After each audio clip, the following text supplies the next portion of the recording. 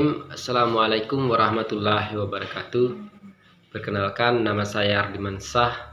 Saya mahasiswa dari Institut Ilmu Sosial dan Ilmu Budaya Sumawarea, Prodi Ilmu Pemerintahan semester 2, mata kuliah Perubahan Sosial dan Dinamika Pemerintahan.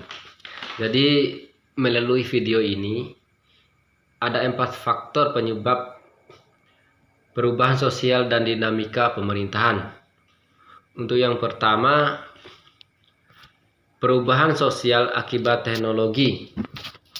Pengertian perubahan sosial menurut salah satu ahli yang bernama Zilin and Zilin, yaitu perubahan sosial adalah sebagai variasi dari cara-cara hidup yang telah diterima, baik karena perubahan kondisi geografis, kebudayaan, material, komposisi penduduk, ideologi, maupun difusi ataupun penemuan baru dalam masyarakat.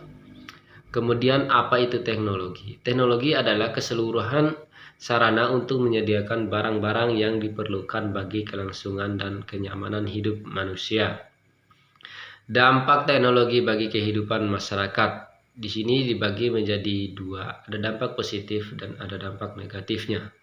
Dampak positifnya adalah munculnya nilai dan norma baru yang lebih sesuai dengan tuntunan perkembangan zaman, berkembangnya lembaga-lembaga sosial baru yang merupakan penerapan dari diferensiasi struktural.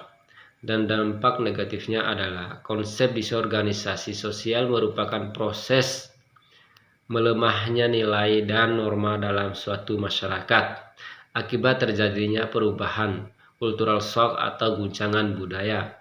Dan kesenjangan budaya merupakan ketidaksesuaian antara unsur-unsur kebudayaan akibat terjadinya perubahan serta pergeseran kebudayaan. Jadi kesimpulan dari perubahan sosial bagi teknologi adalah perkembangan teknologi mendatangkan banyak perubahan sosial di berbagai aspek kehidupan. Terdapat banyak manfaat yang diberikan seperti akses informasi yang semakin mudah dan merata, akan tetapi ada pula tantangan perubahan sosial karena perkembangan yang terjadi dalam waktu singkat.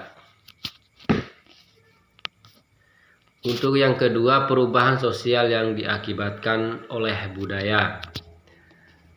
Proses-proses perubahan sosial yang diakibatkan oleh budaya. Pada dasarnya masyarakat senantiasa mengalami perubahan. Perubahan tersebut dapat diketahui dengan membandingkan keadaan masyarakat dalam satu waktu dengan keadaan yang lampau. Menurut Alvin Bertrand, perubahan sosial adalah sebagai berikut. 1. Difusi. Difusi adalah proses penyebaran unsur-unsur kebudayaan dari satu individu ke individu yang lain, dari satu golongan ke golongan yang lain, atau dari satu masyarakat ke masyarakat yang lain. Difusi dapat dibedakan menjadi 2, yaitu difusi intra-masyarakat dan difusi antar-masyarakat. Yang kedua, akulturasi. Yang nomor 3, asimilasi. Yang keempat, akomodasi. Apa itu akomodasi? Akomodasi yang dikenal pula dengan sebutan adaptasi. Akomodasi dapat berarti keadaan atau proses dari suatu keadaan. Akomodasi menunjuk pada adanya keseimbangan dalam interaksi antara individu dengan kelompok, sehubungan dengan norma-norma dan nilai yang berlaku di masyarakat. Faktor-faktor penyebab perubahan sosial akibat budaya. A. Adanya kontak dengan kebudayaan lain. Kontak ini dapat menyebabkan manusia saling berinteraksi dan mampu menghimpun penemuan-penemuan baru yang telah dihasilkan. Untuk yang B, sistem pendidikan formal yang maju. Pendidikan memberikan nilai-nilai tertentu bagi manusia, terutama membuka pikiran dan membiasakan berpola pikir ilmiah, rasional, dan objektif. Assalamualaikum.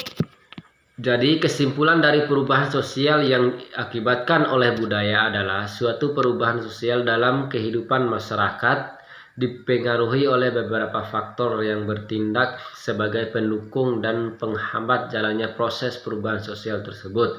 Faktor-faktor tersebut berasal dari dalam masyarakat tersebut itu sendiri, serta juga yang berasal dari luar lingkupan masyarakat. Kemudian yang ketiga, perubahan sosial yang terjadi di lembaga pemerintahan. Dasar hukum otonomi daerah. Pemberlakuan sistem otonomi daerah merupakan amanat yang diberikan oleh Undang-Undang Dasar Negara Republik Indonesia tahun 1945, Amandemen kedua tahun 2000, untuk dilaksanakan berdasarkan undang-undang yang dibentuk khusus untuk mengatur pemerintah daerah.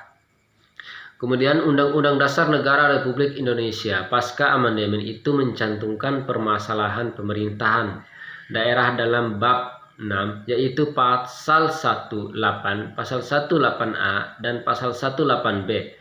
Sistem otonomi daerah sendiri tertulis secara umum dalam pasal 18 untuk diatur oleh undang-undang. Polarisasi penyelenggaraan oleh pemerintah. Sistem pemerintahan dibagi menjadi 3, yaitu sentralisasi. Apa itu sentralisasi? Sentralisasi adalah sebuah penyerahan kekuasaan dan juga wewenang pemerintah secara penuh kepada pemerintah pusat. Yang kedua, desentralisasi. Desentralisasi adalah penyerahan kebijakan dari pemerintah pusat ke pemerintah daerah supaya mengatur rumah tangganya sendiri, namun tidak untuk semua hal. Untuk yang ketiga, dekonsentrasi. Dekonsentrasi adalah pelimpahan wewenang administrasi dari suatu pemerintah pusat kepada pejabat daerah. Pelimpahan wewenang hanya sebagai wewenang administrasi saja, untuk kewenangan politik tetap di tangan pemerintah pusat. Kemudian dampak otonomi daerah terhadap pemerintah. Dampak positifnya adalah pertahanan dan keamanan kewenangan negara, efisiensi waktu, efisiensi biaya. Terus dampak negatifnya adalah menimbulkan konflik antar daerah, koordinasi antar daerah yang tidak terjalin. Untuk kesimpulan, perubahan sosial yang terjadi di lembaga pemerintahan adalah pemberlakuan sistem otonomi daerah merupakan amanat yang diberikan oleh Undang-Undang Dasar Negara Republik Indonesia tahun 1945. Pelaksanaan otonomi daerah yang dicanangkan Januari 2001 telah membawa perubahan politik di tingkat lokal atau daerah. Kemudian yang terakhir atau materi yang keempat adalah perubahan sosial dan dinamika pemerintahan di masa pandemi COVID-19. Latar belakang secara sosiologis, pandemi COVID-19 telah menyebabkan perubahan sosial yang tidak direncanakan. Artinya, perubahan yang terjadi secara sporadik dan tidak dikehendaki kehadirannya oleh masyarakat, akibatnya ketidaksiapan masyarakat dalam menghadapi pandemi ini pada gilirannya telah menyebabkan disorganisasi sosial di segala aspek kehidupan masyarakat. Kemudian perubahan sosial akibat pandemi. Harus diakui bahwa dampak pandemi COVID-19 telah memaksa komunitas masyarakat harus adaptasi terhadap berbagai bentuk perubahan sosial yang diakibatkannya. Dengan demikian, segala bentuk aktivitas masyarakat yang dilakukan di masa pra-pandemi kini harus dipaksa untuk disesuaikan dengan standar protokol kesehatan. Tentu ini bukan persoalan yang sederhana, sebab pandemi COVID-19 telah menginfeksi seluruh aspek tatanan kehidupan masyarakat yang selama ini telah diinternalisasi secara terlembaga melalui rutinitas yang terpola dan berulang. Jadi kesimpulan dari materi perubahan sosial dan dinamika pemerintahan di masa pandemi COVID-19 adalah perubahan sosial merupakan perubahan-perubahan yang terjadi pada lembaga-lembaga kemasyarakatan dalam suatu masyarakat yang mempengaruhi sistem sosialnya, termasuk nilai, sikap sosial, dan pola perilaku di antar kelompok-kelompok dalam masyarakat. Sehubungan dengan pandemi COVID-19 ini, peran aparatur publik ini sangat penting dalam kesinambungan layanan publik, mengutamakan masyarakat, quick thinking, creativity, and innovation. Sekian rangkuman keempat materi yang saya jelaskan. Lebih dan kurangnya saya mohon maaf. Wabillahi taufiq wal hidayah. Wassalamualaikum warahmatullahi wabarakatuh.